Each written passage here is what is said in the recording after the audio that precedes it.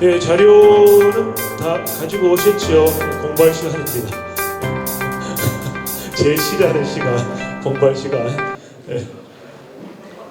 예, 앞으로 오라 해도 절대 안 오죠. 항상 그 중간 뒤쪽으로 앉으셔가지고 계시는데 앞으로 오셔도 됩니다. 앞이 조명이 좀 더 밝습니다. 예, 자료는 기본적으로 이 활동가 대회 자료 요거를 가지고 말씀을 드리겠습니다. 화면에 나오는 이제 파워포인트 같은 경우는 그 설명을 위해서 간단하게 그냥 조잡하게나마 좀 요약을 해놓은 거고, 뭐 아시다시피 파워포인트 막 나오는 이거 열심히 뭐 사진 찍고 막 옮겨가 적고 이렇게 하지 마십시오. 예. 그냥 이해하시는데 조금 도움이 되라고 한 거고, 자료는 나중에 얼마든지 드릴 수 있으니까요. 예. 이해하는 데 집중을 하시면 좋겠고, 만일 어디에 필기를 하시려고 하면 자료 집에다가 발표물에다가 표시를 해두시는 게 나중에 공부하는 데 더 도움이 됩니다. 자, 뭐 대충 다 들어오신 것 같으니까 진행하도록 하겠습니다. 제1 발표를 맡은 저는 민주노총 경북지역본부 정치국장 임순광입니다. 반갑습니다. 제가 맡은 시간이 원래 50분입니다. 근데 이제 10분 조금 늦게 시작했기 때문에 이거 마치게 되면 한 11시 반 조금 넘어야 마치게 되는데, 하여튼 최대한 속도를 좀 내보도록 하겠습니다. 자료를 앞부분에 보시면 이게 쪽수가 어딘지 정확히 나와 있는 게 1쪽일 겁니다. 1쪽. 쪽수가 나와 있는 거. 지금 어두워서 잘 보이지도 않죠, 그죠? 가뜩이나 놓아놨는데 저도 지금 돋보기 안 끼면 잘 안 보입니다. 1쪽에 보면 제가 발표할 내용 대부분이 요약되어 있습니다. 목차 형태로 되어 있죠, 1쪽. 이 제목만 잘 이해해도 오늘 50분 동안 할 내용은 거진다 여러분들이 확실하게 공부한 거라고 생각하시면 되겠는데요. 제가 이야기할 것은 5가지입니다. 좀 더 뭐 나아가면 뒤에 이제 토론 자료까지 약간 더 말씀을 드리게 될 건데, 자본주의에 우리가 살고 있다고 이야기할 때 자본주의가 어떤 특성을 가지고 있는가, 이제 거기에서 우리가 주요하게 봐야 될 그 원리는 무엇인가, 자본하고 노동의 입장에서 봐야 될 원리는 무엇인가. 굉장히 많은 게 있지만 그 중에 이제 한두 가지를 꼽아서 말씀을 좀 드리려고 합니다. 두 번째는 이제 자본주의가 항상 이제 옷을 좀 바꿔 입죠. 근데 자본주의라는 거는 거의 바뀌지 않은 상태에서도 다양한 형태가 가능하고 특정한 속성이 강화되기도 합니다. 예전에는 물건을 이제 만들어 가지고 파는 그런 특성, 이게 즉 그 현장에 공장에서 물건 만들어내는 게 중시되는 산업자본 중시되는 시대였다면, 지금은 뭐 다들 많이 들어보셨겠지만 금융자본이 이제 굉장히 중시되는 그런 시절로 와 있죠. 금융자본이 산업자본에게 끼치는 영향도 엄청나게 거대해져 있고 그런 시절이고, 기술이 발달해가면 이 금융자본의 속도라든지 산업 현장에서 일을 하고 있는 노동 과정이라든지 이런 데도 상당한 영향력을 행사하게 되고, 좀 더 나아가서 이게 노동자인지 소비자인지 이제 뭡니까 구별이 잘 안 되는 그런 시절로도 진입을 하게 됩니다. 지금 우리가 살고 있는 디지털 자본주의라고 하는 것이 그게 극단적으로 계속 발달하고 있는 하나의 형태다라고 이해를 하실 수 있고, 그러한 상황에서는 그러면 노동은 어떻게 변화하는지, 자본은 어떻게 운동하는지 이해하는 게 필요할 거다. 그런 얘기들이 두 번째, 자본주의는 어떻게 변화하고 있는가, 금융자본의 속성이 강화되는 특성, 그리고 디지털 기술들이 굉장히 융합되는 그런 특성들, 좀 더 나아가서 재난을 만들고 복구하는 과정에서 자본을 축적하는 습성. 옛날에 뭐 세계대전 이런 것도 올렸는데 지금은 국지전이라 테러 아니면 사실 그 감염병까지도 넓게 보면 그렇게 볼 수 있는 온갖 일들이 막 이제 의도적으로 이루어질 수 있는 이제 그런 세월, 재난 자본주의라고 합니다. 재난을 만들어서 먹고 사는 그런 특성을 재난 자본주의라고 하는데 그런 특성들이 더욱더 강화되고 있고 단적으로는 우크라이나에 대한 러시아의 침공을 많은 사람들이 여러 가지로 분석을 합니다만 제가 볼 때 핵심은 우크라이나가 갖고 있는 자원이라고 보거든요. 자원 중에서 어떤 거? 농업자원이죠. 농업자원. 세계 밀생산량이라든지 식량의 30% 가까이를 차지하고 있는데 거기에 대해서 누가 쉬고 있느냐? 러시아라든지 이쪽에서 GMO 이런 거 만들어낼 때 푸틴이 엄청 반대를 많이 하고 그랬는데 그거를 쥐고 있는 자본은 몬센토라고 하는 미국의 이제 주요 다국적 자본이죠. 근데 이게 독일의 바이엘소로 넘어갔어요. 이런 것들이 사실 영향력을 굉장히 주고받으면서 물밑 작업들이 많이 이루어지고 있는 그런 특성들도 있다라는 겁니다. 재난 자본주의 입장에서 봤을 때 다르게 볼 수 있는 측면이 있다는 것이죠. 그런 속성들이 강화되는 거. 마지막으로 하나 더 이야기를 하면 자본주의가 발달하면 발달할수록 더 많은 시장을 요구합니다. 더 많이 팔려야 자본이 더욱더 축적이 되고 정식이 되겠죠. 자본주의는 자본이 정식되는 것을 목표로 하는 사회입니다. 그에 따라서 운영되는 체제를 자본주의라고 부르는 겁니다. 개념 자체가. 그럼 자본이 계속 정식되기 위해서는 시장이 계속 만들어져야 되는데 시장 계속 만들고 물건 계속 판매하고 서비스를 판매하기 위해서는 뭘 해야 됩니까? 지구 곳곳에 가야 되죠. 그 과정에서 수많은 개발들, 수많은 오염들이 이루어지죠. 가장 대표적인 게 생태위기, 환경오염, 이게 기후위기라는 측면으로 나타나고 있는 상황까지 왔고 이제는 재난자본주의에 연결시키면 그걸 갖고 또 돈을 벌려고 해요. 그런 기술들을 가지고 있는 나라들은 그러면 이제 거기서 그런 기술이 별로 없는 나라들, 그런 산업들, 그런 산업 부분에 종사하고 있는 노동자들은 주 터지는 거죠. 경쟁에서 살아남지 못하면 해고되는 겁니다. 갈 데가 없어지는 겁니다. 그런 자본주의의 변화 속에서 우리가 살고 있다. 그것을 산업 구조 조정이라고도 이야기를 할 수가 있는데 원리가 그렇다는 겁니다. 그 원리들에서 주요한 용어들을 몇 가지 이해하는 게 필요하니까 그걸 좀 말씀을 드리고 세 번째는 거기에 대응하는 것. 그렇게 해서 만들어진 자본의 노동에 대한 통제 제도 자체를 합쳐서 노동체제라고 이야기하는데 우리는 신자유주의라는 말하고 노동체제라는 말이 결합된 그런 노동체제에 살고 있습니다. 핵심적인 것은 시장주의 그리고 또 하나는 법치주의입니다. 법대로 하겠다는 거.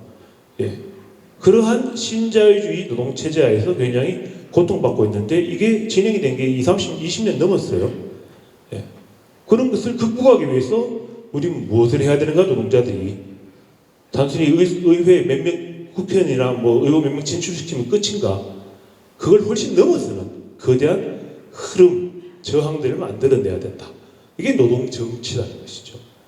그걸 하기 위해서 노동자 정치 세력화를 하자라고 20년도 전에 민주노총부터 시작해서 막 했는데 제대로 됐는지 한번 고민을 해볼 필요가 있고 그렇다고 이거를 다 실패했고 다 끝났나? 이대로 있으면 되는가에 대한 고민들을 우리가 이 시점에서 면밀하게 해볼 필요가 있다는 겁니다. 누구 좋다, 누구 싫다 이런 걸 좀 넘어서서 총 노동 입장에서 총 자본에 맞서서 노동자가 먹고 살기 위해서 살아남기 위해서는 무엇을 해야 되는가 지역에서부터 이런 고민들을 녹아내려고 하고 자 그러면 우리나라는 다 쫄딱 망하는가 경북은 다 망하는가 그렇지 않은 측면도 있고 그런 측면도 있다는 거예요. 그러면 경북에서 또 한국에서는 어떤 것을 이슈에 놓고 노동정치를 해야 할까 우리가 싸워야 될까 기반을 만들어야 될까 그런 과정에서 마지막에 우리가 이제 좀 맞닥뜨려야 될 강조해야 될 그런 곳이 생겨난다는 것이죠. 그것이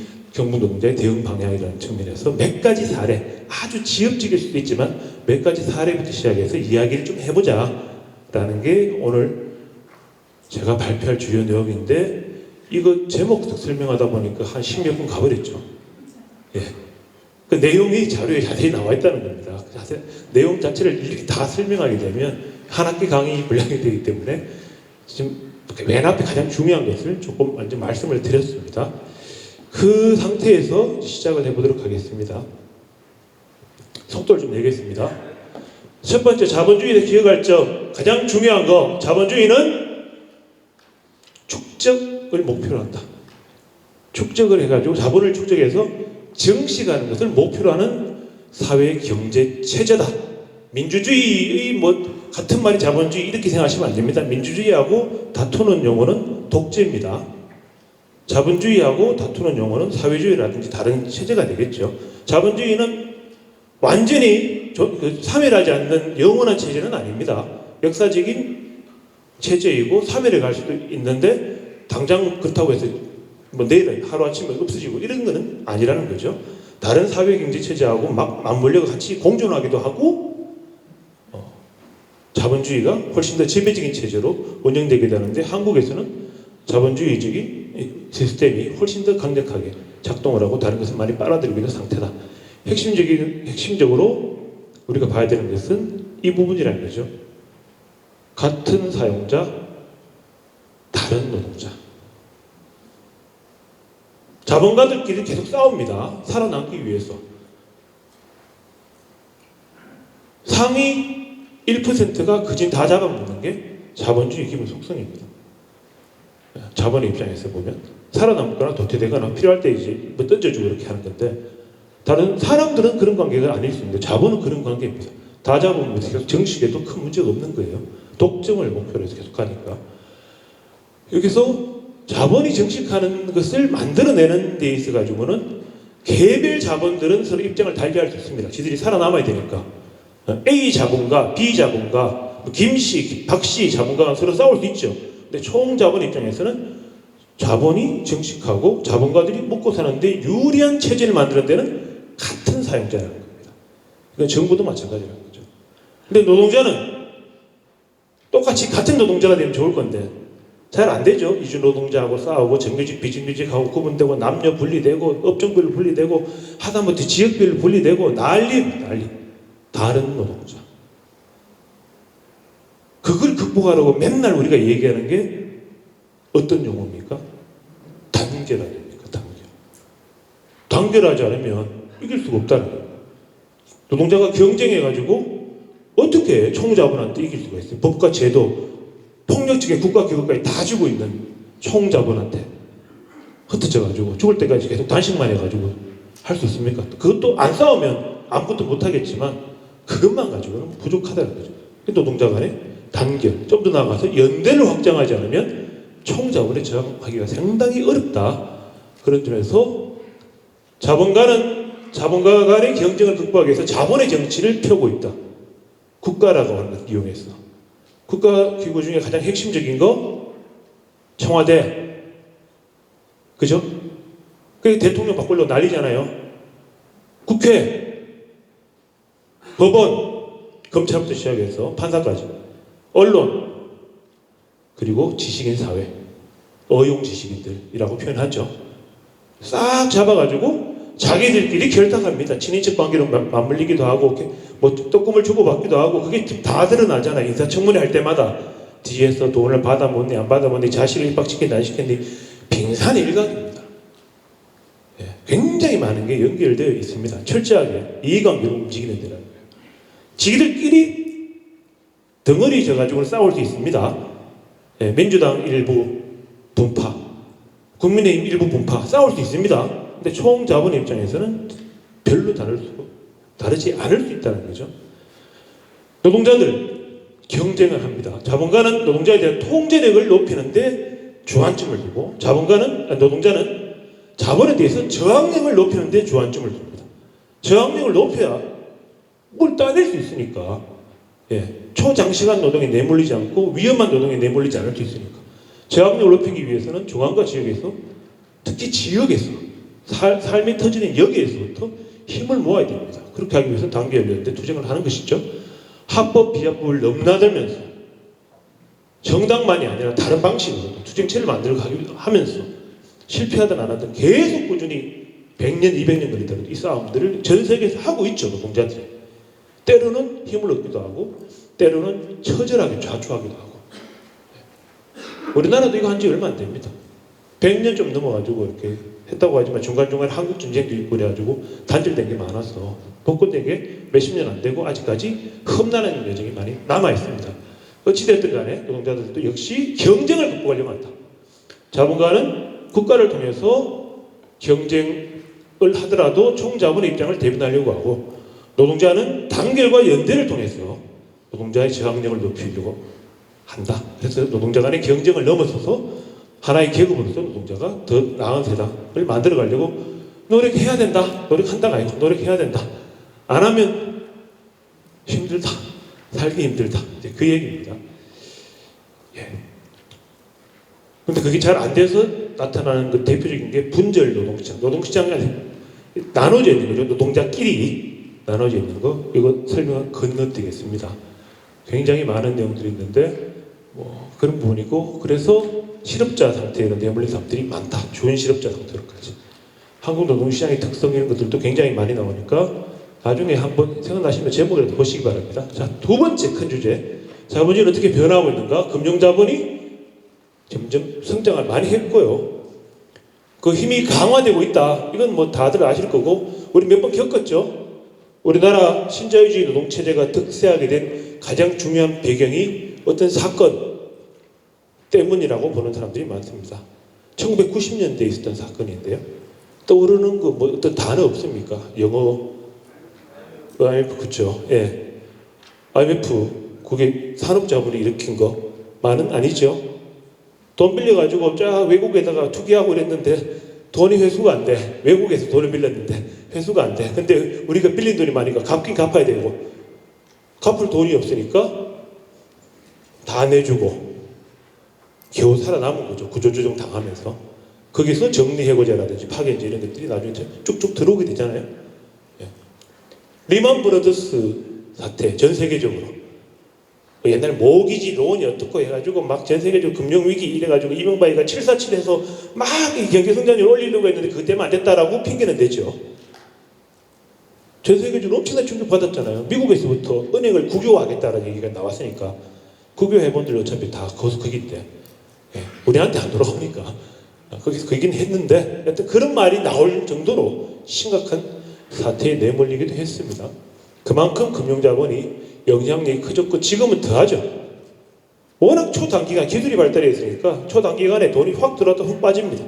투기자본들. 근데 여기서 우리가 오해를 하시면 안 되는 게, 빼먹을 게 있으면 해외 자본 도피 잘 안 합니다. 우리나라 생산성 증가율 높습니다. 굉장히 경제가 탄탄한 편입니다. 가계부채가 제일 위험해서 문제인데, 가계부채 빼고는 해외 자본이 도피할 가능성이 별로 없는 드문 나라 중에 하나입니다. 근데 항상 그런 위협은 존재하고 있다는 거죠. 자본의 이동이 굉장히 자유로운 지구입니다. 지금은 한국도 그렇고. 근데 빼먹을 게 있으면 잘 안 나가니까 그나마 있는 건데, 언제든지 어떤 일이 발생할지 모른다. 불로소득 자본주의라고 하는 것은 요즘 부동산 하도 얘기 많이 나오잖아요. 그죠? 이게 다 결합돼서 더욱더 덩치가 커졌다. 이렇게 이해하시면 되겠습니다.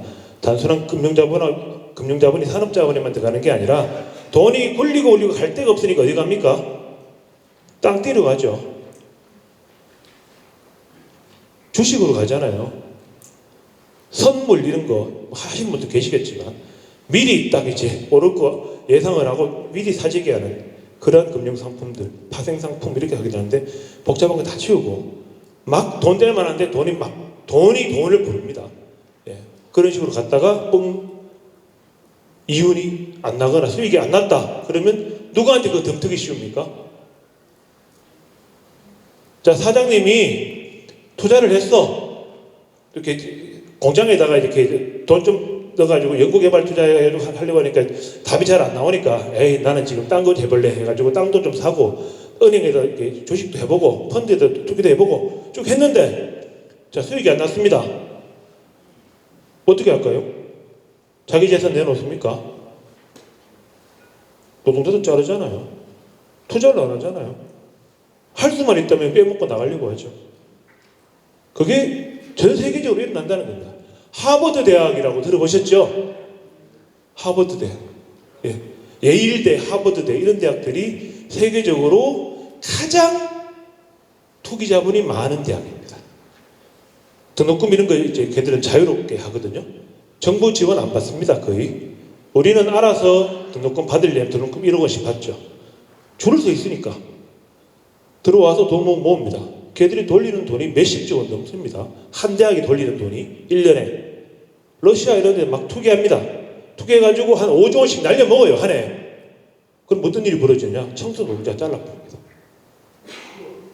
비정규직 교수 쓰고 하버드 대학에 일하고 있는 그 반개로 고용되어 있는 수많은 사람들 잘라버립니다. 임금 깎든지. 실제로 계속 일어났던 일들입니다. 그런 시절에 우리 살고 있다는 겁니다. 곳곳에서 이런 일들이 벌어지고 있다. 더욱더 덩치가 커지고 있다. 이러다가 뻥뻥 터지면 그 피해는 우리한테 온다는 거죠. 예, 열심히 땅 투기, 집 투기, 자기 살 거면 모르겠는데 쉽지가 않잖아요, 그죠? 이 모여가지고 수백만 명이 동시에 이런 일들을 이제 벌이는 상황까지 와 있다. 두 번째, 디지털 자본주의에서 한마디로 속도를 우리가 따라가기 힘들 정도로 급진적인 형태로 가고 있고, 공장에서 얼굴 못 보는 노동자들끼리 같이 일을 해야 되는 상황까지 와 있다는 겁니다. 무인 공장 엄청나게 많습니다. 우리나라 전 세계에서 로봇화 가장 많이 진행된 나라 중에 하나가 한국입니다. 그 중에서도 어디가 지역적으로 대구하고 경북이 로봇화가 굉장히 자동화 로봇화가 굉장히 많이 되어 있습니다. 무슨 소리냐? 경북하고 대구가 얼마나 후지고 못 사는데 우리가 첨단 로봇을 많이 쓴단 말이냐? 이때 말하는 로봇은 그야말로 로봇일 뿐 최첨단 기술은 아닙니다. 무슨 말씀 이해되죠? 공장 계셔보면 아실 거니까. 남들이 따라오기 힘든 그런 최첨단 기술을 가지고 하는 게 아니라 그냥 인력을 기계로 그냥 대체시킨 것을 다 로봇화라고 표현을 해요. 그런 것들은 많이 되어 있는데 고부가가치를 만들어내거나 고품질을 만들어내는 쪽으로는 점점 약화됩니다. 자동차 산업만 가지고 얘기를 해도 전부 다 이제 플랫폼 하고 연결될 수 있는 전장이라든지 이런 쪽으로 그것도 고급 기술도 써야 되는데 그런 건 현대나 이런 거 지들끼리 다 해버리잖아요. 수도권에 공장 다 짓거나 연구소 만들고 아니면 그룹 자체에서 하고 여기는 지금 나중에 뭐가 떨어질지 자본 입장에서 쓱 빼버리면 그만인 거죠 사실. 쉽게 지금 당장 못 빠져나갈 거다라고 생각은 하지만 5년 10년 뒤에 무슨 일이 일어날지 어떻게 합니까? 경남연구원이나 이런 데 분석을 했을 때는 경남 쫄딱 망할 거다라고 봅니다. 연구개발 투자비도 별로 없고 고만고만한 회사들끼리 모여가지고 해봐야 경쟁에서 살아남는 방법이 없다. 자체적으로. 앞으로 10년을 버티기 힘들 것이다. 경남 주력 산업 비슷합니다. 자동차, 조선, 네. 철강 조금 있는데 철강은 여가 훨씬 많지만 또 그런 상황이라는 것이죠. 점점 디지털화 되면서 인력이 우리가 열심히 싸워가지고 전 국가적으로 이렇게 막아내면 다행인데 그게 잘 안 되면 점점 인력을 적게 쓰려고 하겠죠. 있는 사람 자르는 게 저항이 심하면 안 자릅니다. 대신 안 뽑죠. 우리 연금 막 이렇게 계약한다고 저항 막 하면 50 넘은 사람들 연금 안 깎습니다. 대신 신참으로 들어온 사람들 연금 확 낮춰버리죠. 몇 번에 걸쳐서 한 게 그겁니다. 그때 노동자들 역시 반발하는 정도 신용 좀 하고 끝납니다. 왜? 당장 내 거 안 뺏기니까. 잘못되긴 잘못됐는데 내가 목숨 바쳐가지고 막을 정도까지는 아니다 라고 판단하는 것이죠. 나쁜 사람이라고 얘기하는 게 아니에요. 부딪혔을 때 진짜 설득하기 쉽지가 않죠. 우리 현장에 해봐가 다 알지 않습니까? 예. 지금 뜨고 있는 회사들 세계 10대 기업 우리는 다 삼성이나 이런 거 떠올립니다. 삼성 들어가긴 합니다. 들어가는데 여기서 중요한 게 세계의 주요한 기업들 지금 자산 가치가 제일 큰 기업들하고 고용 인원이 얼마나 되느냐를 비교 분석한 자료가 우리 발표문에 있습니다. 제가 지금 띄우고 가면 시간 걸리기 때문에 그런데 발표문에 있거든요. 가장 최근 자료입니다. 최근 자료고 그 발표문에 있는 그 내용은 한 달도 안 된 논문이에요. 제가 쓴 거 아닙니다. 예, 딴 데서 발표했는 걸 쓱 또 받아와서 옮겨놨는데 핵심적인 내용은 이거죠. 자산 가치가 아무리 크고 경제에 미치는 영향이 거대하다 할지라도 고용을 많이 하지는 않더라는 겁니다. 고용을 많이 하지는 않더라. 고용해봐야 아마존 정도가 고용을 좀 많이 하는데 대부분 누구를 고용하느냐? 아마존에서 최첨단 기술을 쓰는 사람들을 많이 고용하느냐? 그렇지 않다는 거죠. 물류 노동자들을 많이 고용합니다.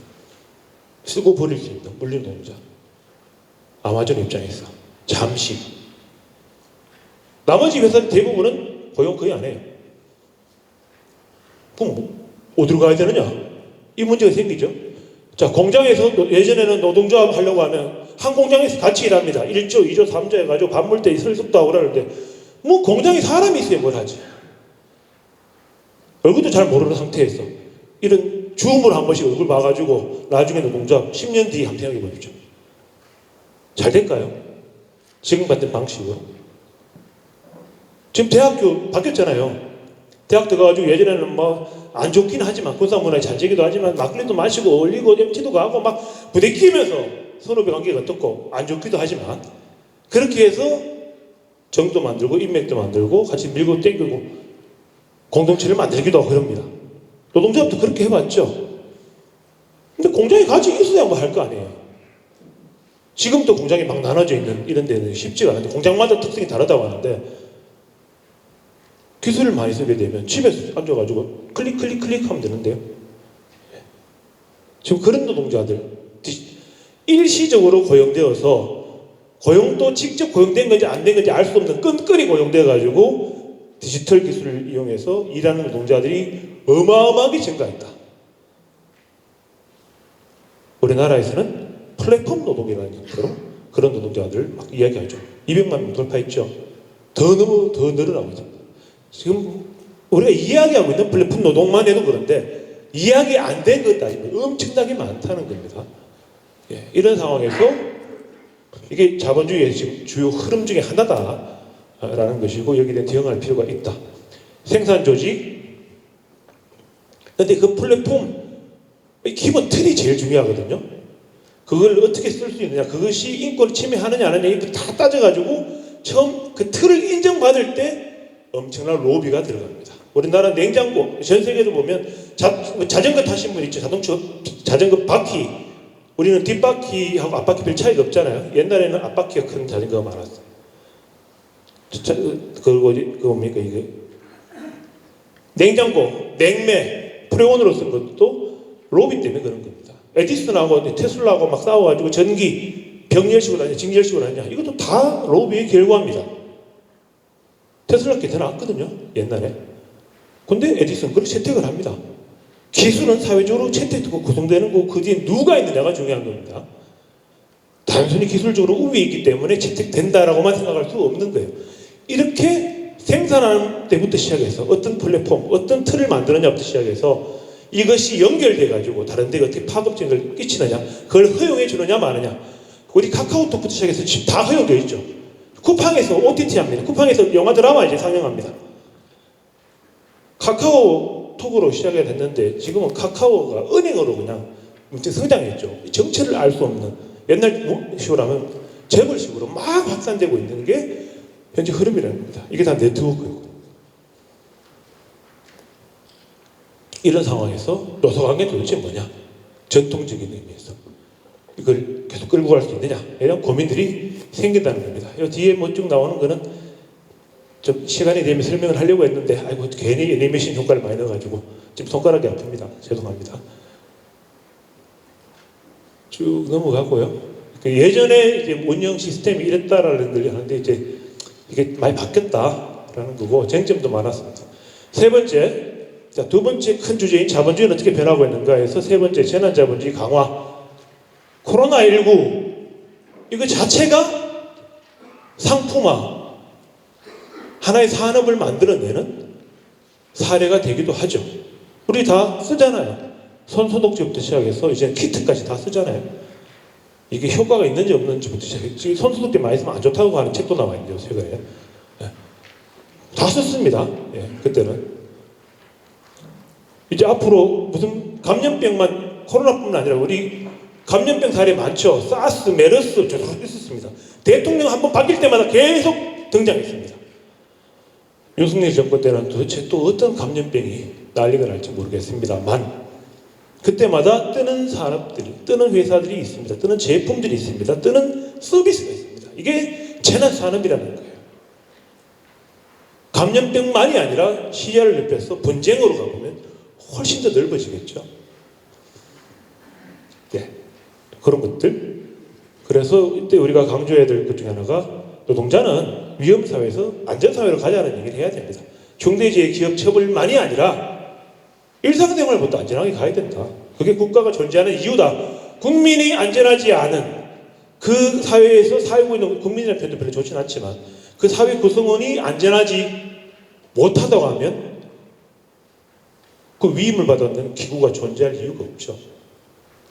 외적으로부터의 방어, 먹고 사는 문제, 물관리, 최소한의 생활 할 수 있도록 해주기 위해서 국가가 존재하는 건데, 만들어진 건데, 그거 안 할 것 같으면 나가야 될 거 아닙니까? 지구를 떠나야 될 거 아닙니까? 그런 것들을 요구할 필요가 있다는 거죠. 안전사회라는 건 굉장히 넓은 개념입니다. 네 번째, 이 안에 포함될 수 있지만 좀 따로 떼내서 워낙 이게 많이 뜨니까 기후위기, 생태위기 해서 여야 말하면 이렇습니다. 굉장히 많은 이야기들이 나오고 있지만 기후위기는 옛날부터 있었어요. 100년도 넘어됐습니다. 산업혁명 이후부터 계속 문제가 되기 시작했는데 지금은 감당하기 힘들 정도로 커졌습니다. 그런데 제가 대학에서 강의할 때만 해도 1995년도에 미국 국방부에서 나오는 펜타곤 보고서 가지고 기후위기, 지구온난화 문제 가지고 강의를 계속 했더랬어요. 왜 미국의 국방성에서 그걸 관리했을까? 분쟁 때문에 그렇습니다. 전쟁 날 거예요. 국방력을 동원해서 막지 않으면 안 된다. 왜? 지구온난화가 야기하는 가장 큰 거, 지구인을 인간을 다 죽이는 거 아닙니다. 재편합니다. 상당히 많은 사람 죽게 되겠지만 재편합니다. 지리적으로 재편합니다. 말이 좀 어렵죠. 난민이 어마어마하게 발생한다는 겁니다. 물 부족한 나라가 만들어지죠. 땅이 부족한 데가 만들어지죠. 물이 잠기는 데 생기죠. 어디 갑니까? 살기 위해서. 네덜란드 국민이 상당수 어디로 가야 됩니까? 다른 유럽 다른 나라로 가야 될 거 아니에요. 인도에 물 부족돼가지고 먹고 살기 힘든 파키스탄과 싸워야 될 거 아니에요. 그거 가지고 몇십 년씩 싸우고 핵무기까지 다 개발했는데. 그래서 관리를 해왔던 거예요. 전 세계적으로 미군은 어디 가가지고 뭘 관리해야 되고 이거를 준비를 해왔던 것인데 그때만 해도 크게 많이 고민이 되지 않았습니다. 그런데 이게 폭스바겐에서 이렇게 만들어내는 엔진이 이게 사기다라는 게 드러나고 따져보니까 지금 탄소가 너무 좀 올랐는데 이거 놔두게 되면 이거는 문제가 되겠네. 그리고 결정적으로 우리는 기술을 거의 다 개발했네. 미국부터 시작해서 유럽까지 몇몇 나라들이. 그러면 가뜩이나 좀 경쟁에서도 살기 힘든데 이거 한번 밀자라고 전화한 겁니다. 그래서 들고 나온 게 탄소 국경세 이런 걸 들고 나온 거죠. 그러니까 우리나라에서 철강 가장 많이 배출하고 일반 산업에서 이산화탄소를 가장 많이 내고 우리나라는 기후 깡패, 기후 악당이라고 불리는 대표적인 나라입니다. 온갖 오염들이 이산화탄소 배출해서 굉장히 문제가 많은 나라인데 쌩깠어요 이제까지는. 근데 지금은 그럴 수가 없습니다. 왜? 수출해가 먹고 사는 나라인데 딴 데서 관세 같은 걸 왕창 때리겠다고 하니 탄소를 많이 만들어내면 물가값을 올리겠다고 하니 대응 안 할 수가 없잖아요. 그래서 들고 나온 개념이 그린 뉴딜입니다. 그런데 우리 노동자를 위한 그린 뉴딜일까요? 뉴딜은 노동하고 자본하고 국가가 개입해서 타협시키는 겁니다. 서로 주고받는 게 있는 거죠. 그런데 우린 노딜입니다. 노동자한테. 자본한테 퍼주죠. 지금 나와 있는 내용들은 그렇다. 그래서 가만히 있으면 여기 대응하지 않고 가만히 있으면 그냥 노동자들은 쥐어 터질 수밖에 없는, 즉 기후위기를 내세워서 엄청나게 많은 산업구조 조정을 하게 될 건데 노동자들이 제 목소리도 내지 못하고 찍소리도 못 내고 쫓겨나고 갈 데 없어서 실업자 상태로 아니면 좋은 실업자 상태로 내몰릴 가능성이 높기 때문에 적극적인 대응이 필요하다. 단순히 노사정 등하고 이런 차원이 아니라 심각한 문제로 제기하고 국가가 책임져라, 지자체가 책임져라, 자본이 책임져라, 노동자가 목소리를 내야 된다고 이렇게 싸워야 된다는 것이죠. 그 얘기 드립니다. 자, 이런 것들을 하기 위해서 노동체제와 노동정치가 중요한데 일일이 설명드리진 않겠습니다. 헬조선 자료에 몇 가지 나와 있고요. 우리나라가 살기 좋은 나라이긴 합니다. 돈 많은 사람한테는. 건강하고 돈 많은 사람, 그리고 장애가 없는 사람한테는 괜찮게 살만한 나라입니다. 근데 그렇지 않은 사람들한테 굉장히 불리한 사회인데요. 그런 헬조선 극복하기 위해서 노력을 해야 되고, 노동체제에 대해서 설명을 하기 위해서는 이제 87년 이전의 노동체제, 군사 독재 정권들이 하던 거, 그 다음 87년 노동체제, 그리고 IMF 이후에 신자유주의 노동체제, 이렇게 구분해서 볼 필요가 있고, 핵심적으로 봐야 되는 것은 이 과정에서 사회적 합의주의가 엄청나게 오랜 역사를 갖고 또아리를 들고 있다는 것이죠. 그래서 맨날 노사정, 경사노 이래가지고 들어와라. 들어가서 뭐 한바탕 할 수는 있겠는데, 틀 짜놓고 들어와서 그걸 이용해서 덤뜨기 씌우는 이런 문제들이 계속 발생하고 있기 때문에 거기에 대해서 진중하게 고민할 필요가 있다. 그걸 좀 넘어서 주는 게 노동정치다. 그래서 민주노조 운동은 좀 더 발본적인 노력을 해야 된다. 세 가지. 제2, 3변 운동을 해야 된다. 현재 3변을 좀 넘어설 수 있는 제2, 3변 운동 해야 된다. 두 번째, 노동정치 제대로 해야 된다. 계급적 단결과 연대, 확대 이런 것도 있고, 세 번째는 시민사회까지 좀 확장을 해서 적극적으로 이 변화하는 체제에 능동적으로 대응할 수 있는 시스템을 갖춰야 된다. 지역에서부터. 그러려면 대안을 우리가 만들어내고 계속 고민하는 시간을 가져야 된다는 겁니다. 처음에는 뜬구름 잡는 식일지도 몰라도 가만히 잡고 있고, 이거는 딴 사람들이 하는 거야, 이건 정치인들이 하는 거야, 이거는 뭐 배운 사람들이 TV 나와서 한 번씩 하는 얘기야, 이게 아니라 일상생활에서 술 먹다가 맨날 정치인 욕하는 것 그 이상으로 이거는 이렇게 해보면 어떨까, 이거 우리 한번 시도해보자 라는 이야기들이 일상적으로 쌓이고 쌓일 때, 그래서 대안들을 실험해보고 뭔가 조금씩 이루어 나갈 때 지금보다는 조금 더 살만한 곳으로 갈 수 있지 않을까라는 겁니다. 자, 전 세계적으로 봤을 때 세계 자본주의는 반신자유주의 흐름으로 가고 있습니다. 신자유주의 핵심적인 특징은 국가의 기능 조정입니다. 자본에게 유리하도록 국가의 기능을 조정하는데 어떤 형태로? 민영화시키는 형태로, 규제를 완화하는 형태로, 금융자본을 적극 지원하는 형태로 하는 게 1980년대 워싱턴에서 모여가지고 사람들이 합의했다고 해서 워싱턴 컨센서스라고 하고, 그것이 신자유주의 모태라고 이야기를 합니다. 그런데 그런 시장 지상주의가 위기에 봉착했다는 것을 우리가 몇 번 겪었죠, 세계적으로. 그래서 코로나 위기까지 겪으면서 이제 미국을 비롯한 많은 나라들은 신자유주의만으로는 답이 안 나오는구나. 그래서 국가가 적극 개입해야 된다. 국가가 직접 투자까지 합니다. 기후위기 대응하기 위해서는 엄청나게 많은 걸 투자해야 되니까. 텍사스의 남한 면적의 3분의 1 되는 태양광 단지를 만들어가 운영하고 있어요. 그게 개별 자본한테 맡겨 답 나오는 게 아니잖아요. 그런 식으로 하는 거고, 반신자유주의 흐름들이 지금 많이 나오고 있습니다. 한국은 거꾸로 갈 가능성이 높습니다. 계속 신자유주의 강화될 가능성이. 이 대통령부터 시작해서 극단적으로 계속 시장주의 얘기하고 있으니까, 법치주의하고. 한국은 그럼에도 불구하고 뉴딜이라고 이야기하면서 새로운 사회적 계약이 없는 상태. 그리고 노동자들도 자기들의 이제 계급적 단결과 대안 목표 이런 것들을 제대로 제시하지 못하고, 뭐 해가 안 돼, 해보니까 뭐 기분만 나빠져, 뭐 지들끼리 잘해 먹어라 라고 그냥 거의 방치하는 상태까지 지금 와 있는데, 뭐 요번까지는 모르겠으나, 요번에도 좀 넘었으면 좋겠지만 요번까지는 모르겠으나 빨리빨리 좀 복구할 필요가 있다, 고민할 필요가 있다는 얘기를 드립니다. 그리고 산업체제가 전환되면서 지역 입장에서 봤을 때, 이제 거의 끝나갑니다. 한 3, 4분 내로 끝날 건데요. 지역 입장에서 봤을 때는 대구, 경북 살기 힘듭니다. 특히 경북. 갈만한 좋은 일자리가 없습니다. 주요 투자 90% 수도권에 가고 있습니다. 대학만 그런 게 아니에요. 사람들을 보고 내려와서 일하라 그래도 안 옵니다. 공장 후져요. 애들 데리고 문화생활 하기 힘들어. 그리고 이제 좋은 대학이라고 하는 나중에 권력을 얻기 좋은 그런 위치에 갈 수 있는 대학들 지역에 거의 없잖아요. 많아. 돈 적게 벌고 힘들고 공해를 묵고 살더라도 나는 수도권에 살 테야 라고 있는 사람들이 태반이라는 거죠. 계속 이래 가지고는 지역이 소멸된다는 이야기가 계속 나오고 있습니다. 우리 나이 들었을 때, 지금보다 조금 더 나이 들었을 때 우리끼리 살아야 됩니까?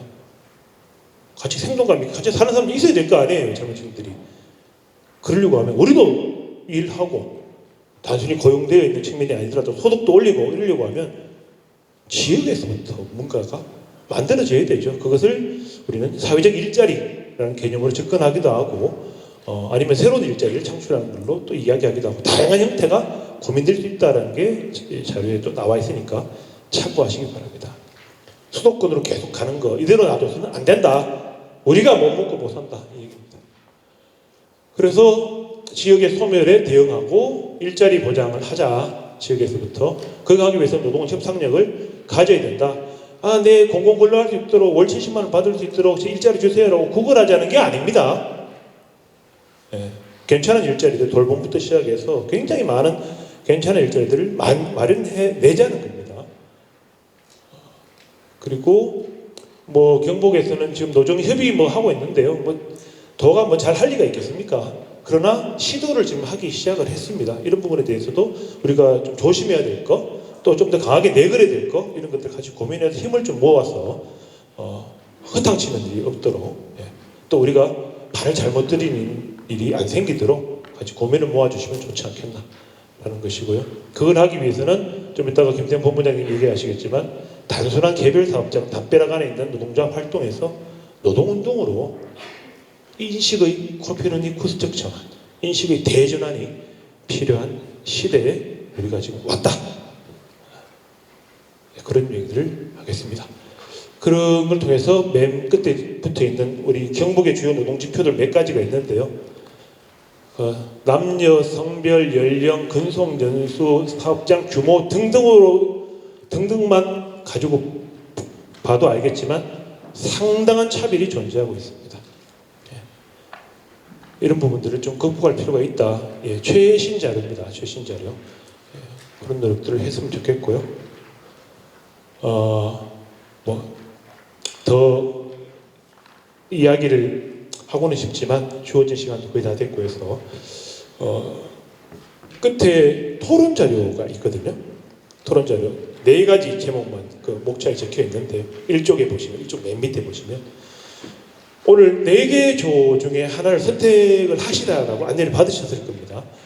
많은 분들이 오해하시는 게 금속노조는 산업전환만 가고 공공운수노조는 노정교섭에만 가고 뭐 이런 식으로 이해하시는데 굳이 그래 하실 필요 없습니다. 다 연결되어 있기 때문에 서로 다른 시각, 서로 다른 경험들을 나누는 것만 해도 굉장히 소중한 시간이 되지 않을까 그런 생각을 합니다. 그리고 서로 교차해서 이야기하다 보면 더 좋은 아이디어와 대안이 나올 수도 있습니다. 어떤 조를 택하시든 간에 열띠게 여러분 잘 아시겠지만 오늘은 토론하는 자리입니다. 토론은 토의가 아닙니다. 대의원 대의처럼 의결하는 게 아니라는 겁니다. 토론은 차이를 드러내는 과정입니다. 각자 가지고 있는 생각들을 최대한 다양하게 드러내고 고민들을 서로 나누는 것, 그것이 오늘 활동가 대회에서 토론의 목표입니다. 그러니까 오해하지 마시고 막 이 방침이 어떻고 이렇게 생각하지 마시고 충분하게 주변 분들하고 많은 이야기들을 나누시면서 오늘 의미 있는 자리를 함께 만들어 갔으면 합니다. 이상 일발제 마치겠습니다. 고맙습니다.